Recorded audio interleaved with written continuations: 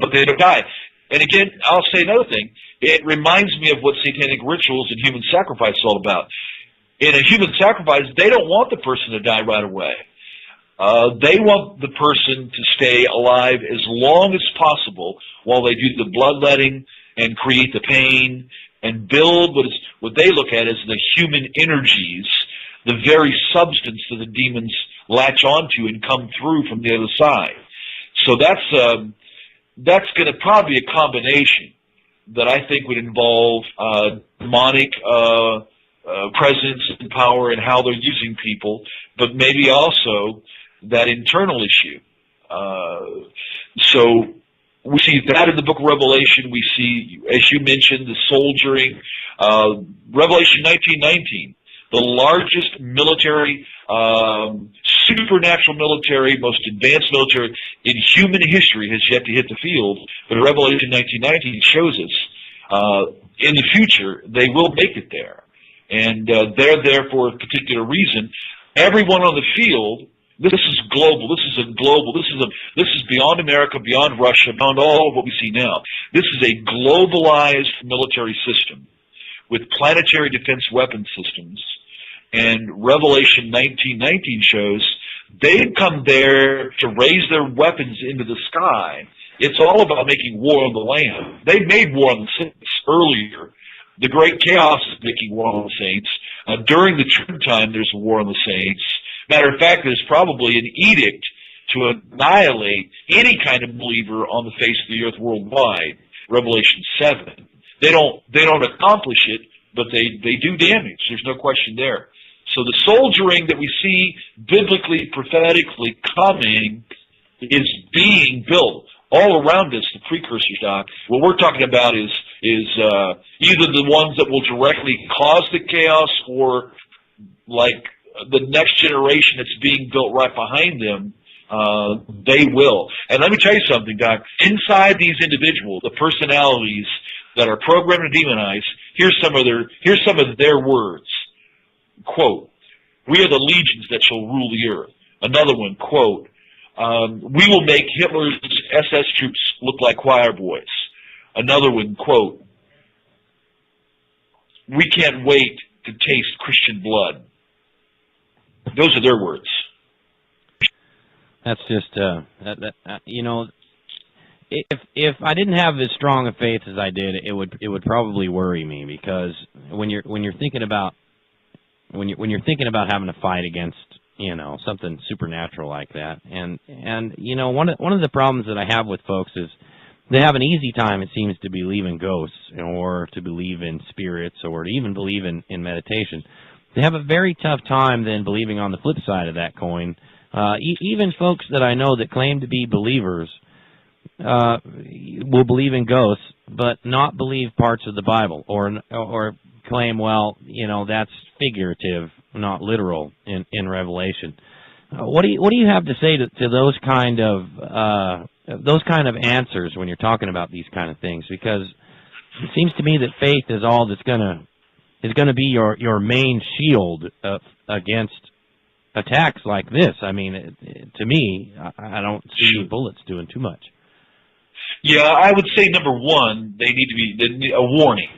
They're believing more of what the Luciferian side is saying than what the Word of God is saying.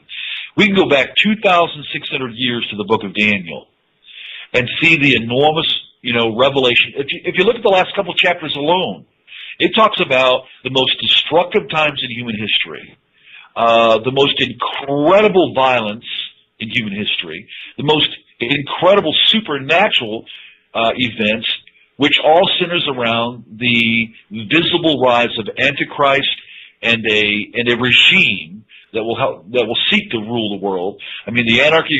So that's 2,600 years ago. Now, that's written 600 years before Jesus. He comes. Here, Christ himself. If we're believers, we know we're supposed to be under the lordship of Christ, believe the Word of God. So now we go to Matthew 24. When they're asking about the end of days, the first thing Jesus says is, don't let anybody deceive you.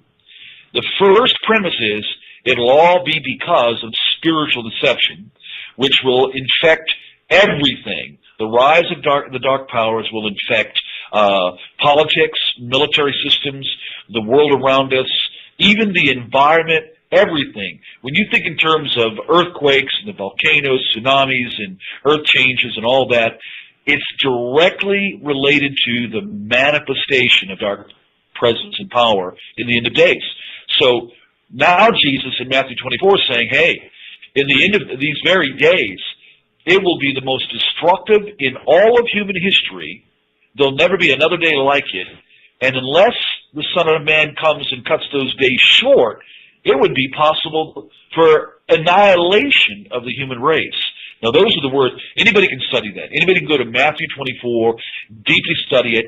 He even quotes Daniel. So the connection from the book of Daniel to Jesus unveiling future events in the end of days and what that spiritual darkness will create.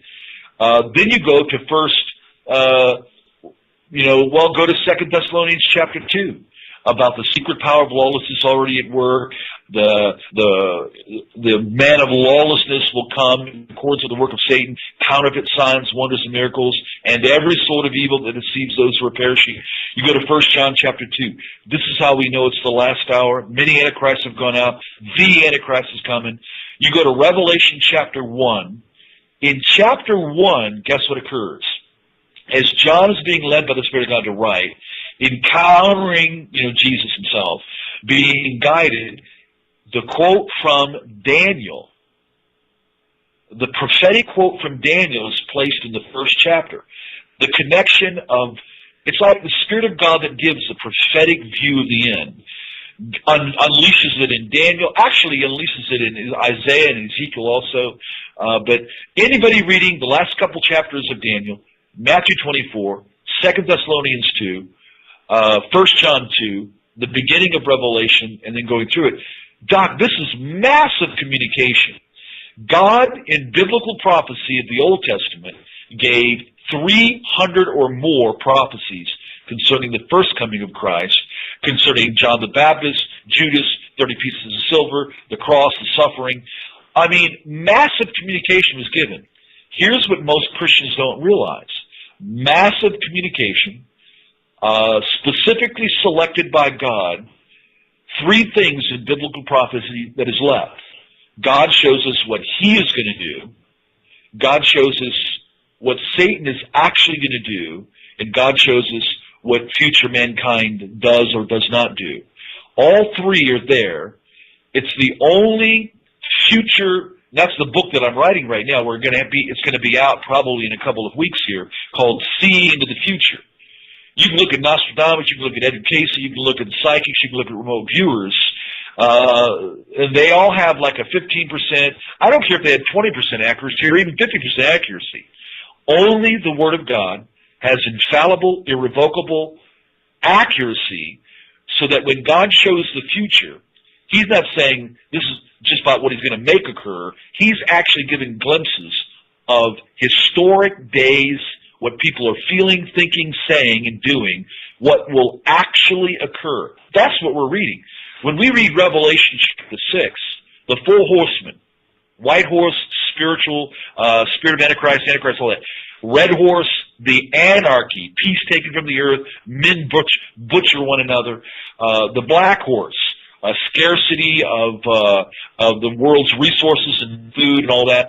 The pale horse stock, that prophetic revelation shows by that time 1/4 of humanity will die by sword, military sword, by famine, by pestilence, and by the Theron, or what they call the beasts of the earth. It's not a matter of figurative or speculation.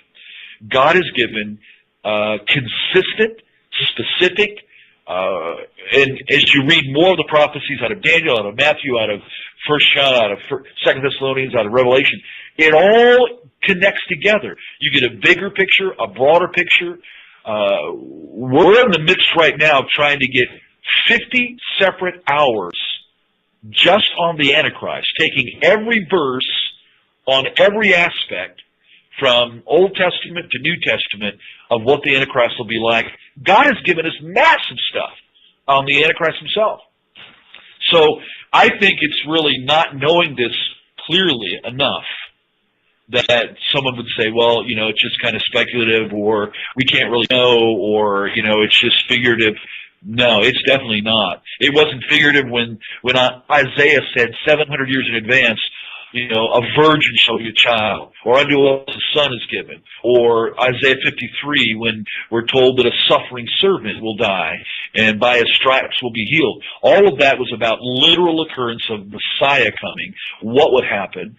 It foretold Judas, it foretold that he would betray Christ for 30 pieces of silver. 1,000 years in advance, Doc, out of Psalm 16, the prediction of the resurrection occurs, the resurrection of Christ.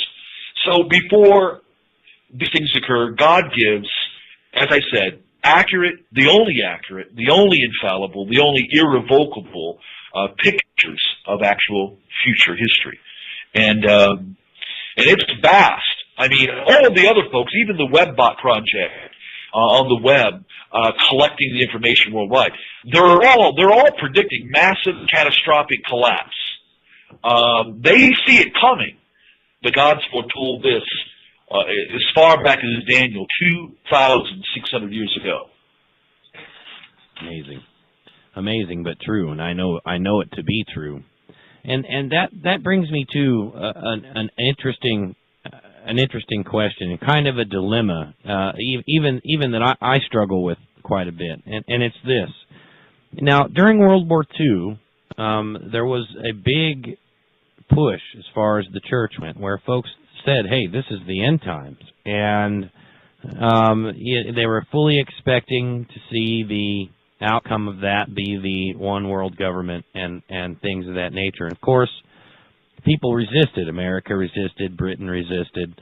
You know, and the Allies eventually won. And while it did create the United Nations, which is looking to be our #1 enemy these days, technically, the resistance of God-fearing nations, particularly America, forestalled events. But today, I get emails all the time saying, hey, you know, you're preparing for nothing. You know, this is God's plan. He's going to bring in this one world government, whether you do anything about it or not.